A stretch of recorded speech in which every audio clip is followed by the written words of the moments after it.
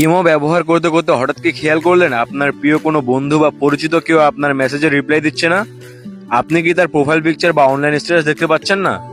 আপনার কি মনে হচ্ছে? এমত অবস্থায় মনের একটা সংশয় জায়গা স্বাভাবিক যে সেই ব্যক্তি কি আপনাকে ব্লক করে দিয়েছে? আসসালামু আলাইকুম, আশা করি সবাই ভালো আছেন। আপনার যদি এমন কোনো সন্দেহ হয় তবে আজকের এই বিশেষ ভিডিওটি আপনার জন্য।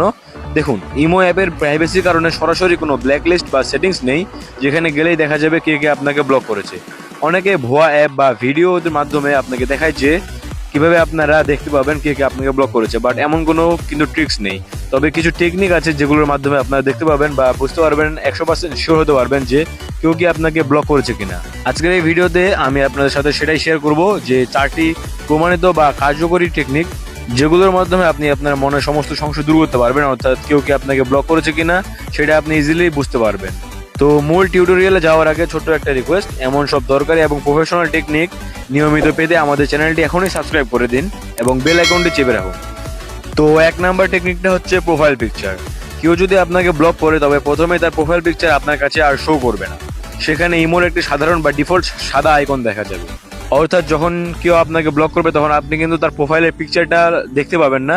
সেখানে নর্মালি একটা সাদা যেমন মানুষের আইকন থাকে এই টাইপের আইকন থাকবে, আপনি তার প্রোফাইল পিকচারটা দেখতে পাবেন না।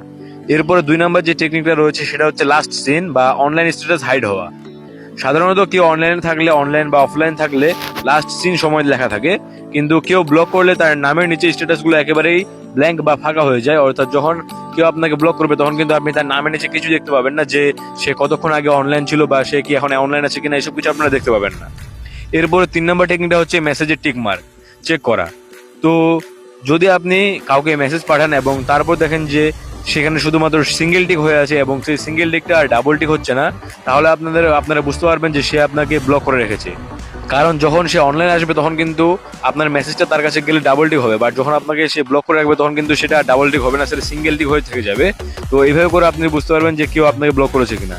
তো এরপর হচ্ছে 4 নম্বর টেকনিক বা সবচেয়ে বড় যে টেকনিকটা সেটা এবার হচ্ছে, কারণ এটার মাধ্যমে আপনি 100% নিশ্চিত হতে পারবেন যে কেউ কি আপনাকে ব্লক করেছে কিনা।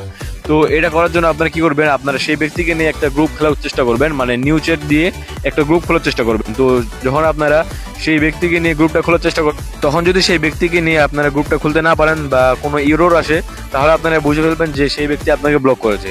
যদি আপনারা এই 4টা টেকনিক বা এই 4টা লক্ষণ বুঝতে দেখতে পারেন তাহলে আপনি বুঝে ফেলবেন যে কেউ আপনাকে ইমোর মধ্যে ব্লক করে রেখেছে। তো এইভাবে করে কিন্তু আপনারা বুঝতে পারবেন 100% শিওর যে কেউ আপনাকে ব্লক করে রেখেছে কিনা।